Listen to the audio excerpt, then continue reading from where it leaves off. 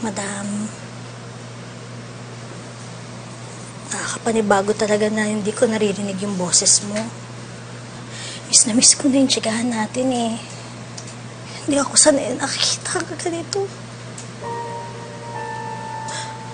Madam, sana gumising ka na. Marami nang nangyayari.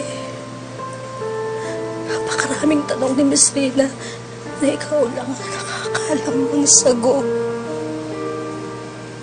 Higit sa lahat, kailangan mong malaman ang nangyari kay Magnolia.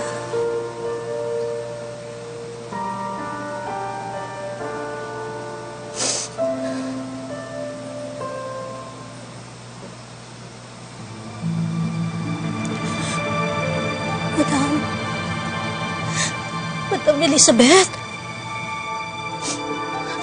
Nurse? Nurse? Nurse? Pakitawagan mo si Doc. Sarap.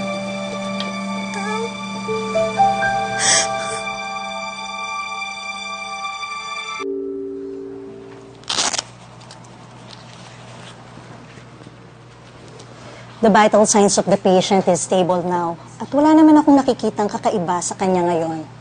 Ang paggalaw ng daliri ng pasyente is a good sign na may progress na yung treatment na ginagawa natin for her. Malaki po yung chance na magigising na si Miss Elizabeth. Let's just hope for the best. Well then, that's good news po, Doc. Anyway, mauuna na po ako. Sige po. Salamat po. Nurse, sumama ka sa akin. May mga ibibilin ako sa'yo, ha?